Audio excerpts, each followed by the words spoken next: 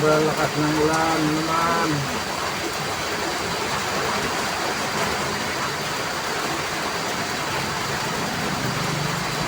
May paparating na naman bagyo.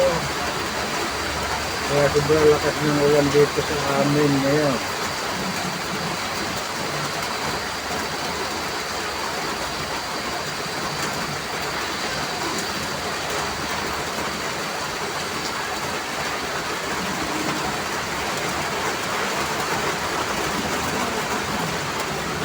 May mga kulog at kidlat ang kasabay ng malakas na ulan.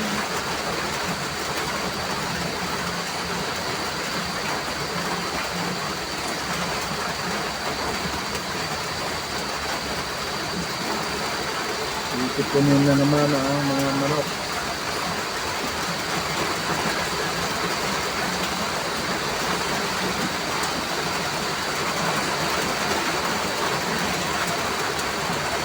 Ayan.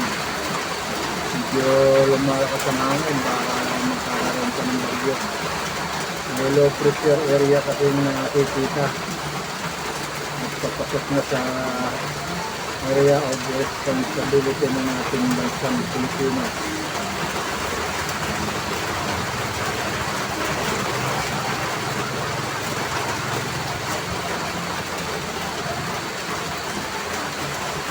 Kaya mapagpapaganda na naman at makapumasok ang lakas ng bagyo. Kailangan mo nakahanda.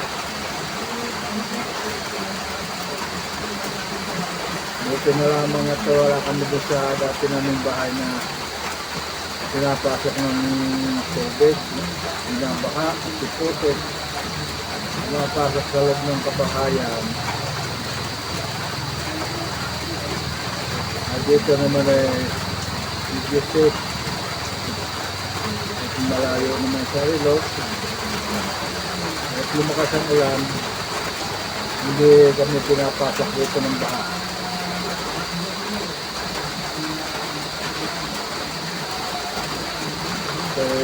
Ano na, isang oras na maulan dito ngayon. Medyo humihin na bago lalakas. Kaya kami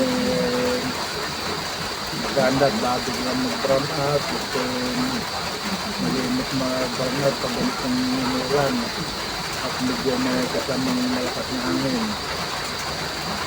Bagay ngayon wala pa naman malakas na hangin, hindi ulan lamang ang malakas.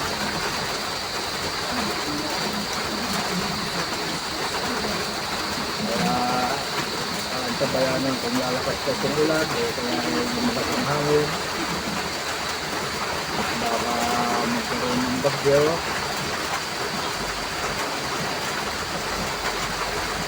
Kaya magpaghandaan, kaya magpag-charge ng mga flashlight, ng cellphone, kaya naka-charge. Kung sakali mo mag-brown out, nawala ng kuryente, ay meron tayong pang-ilaw sa cellphone ng may flashlight.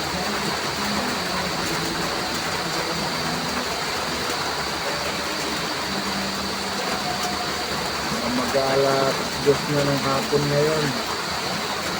Nagpunta dito ang ulan noong mga alas 11:30.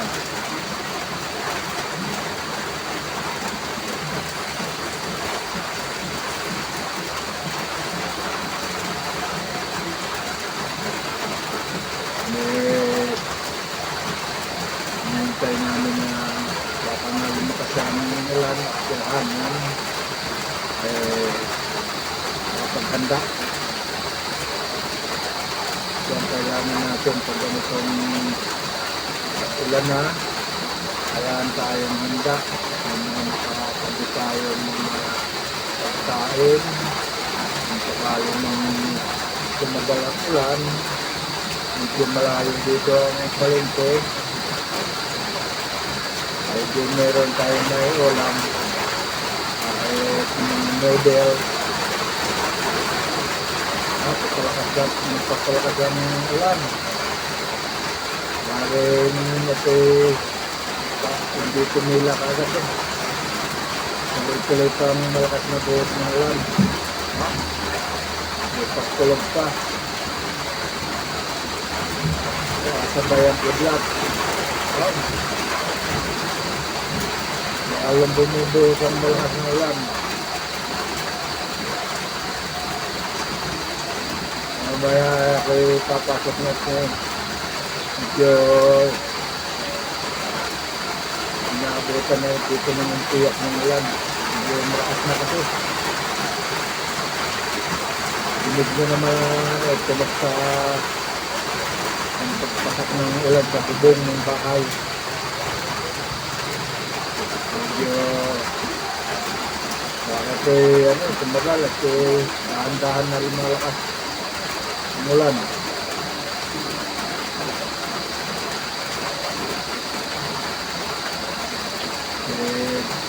Ay nanonood ng TV.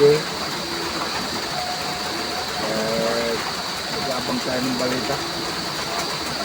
So, may magiging bagyo sa low pressure area. Sana na may iwan. Sayang aking mga tanim na sabing. Nababago pa yung nakaka-recover nung nagdaang bagyo ng taon. Ay makikira na naman ang aking pananayon. May mga halaman pa ako dito ng tanim. Yung mga gulay,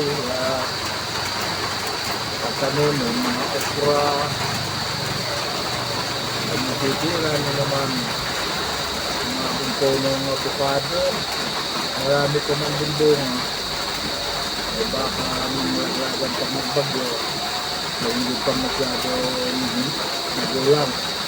Hindi pa pwedeng sitasin o putihin. Sabi dito sa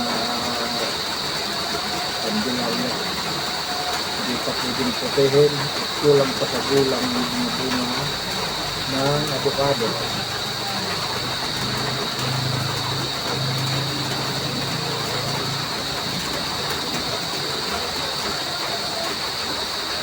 Sana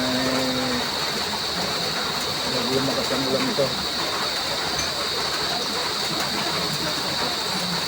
Hindi naman masyadong masiktahan ng ating ang aming pamumuhay dito.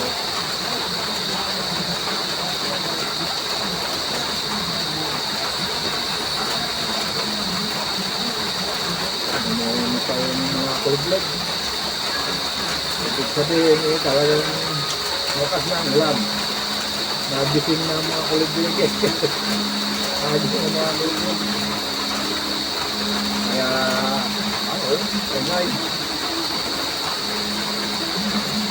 may isang puno kasi dito sa aking bahay ng Lakay. Binahaponan na ng mga manok yung hapon. Ayan, mga kulublig na nakasira. Minsan may salagubang.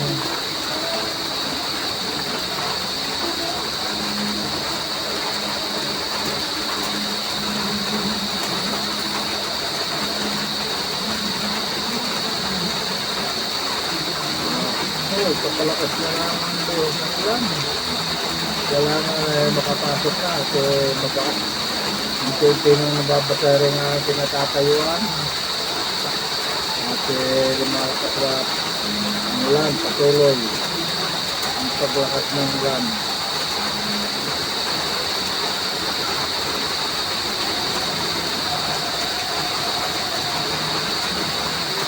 At yung mga kuliglig patuloy din ang paglakas ng ulan mga huni.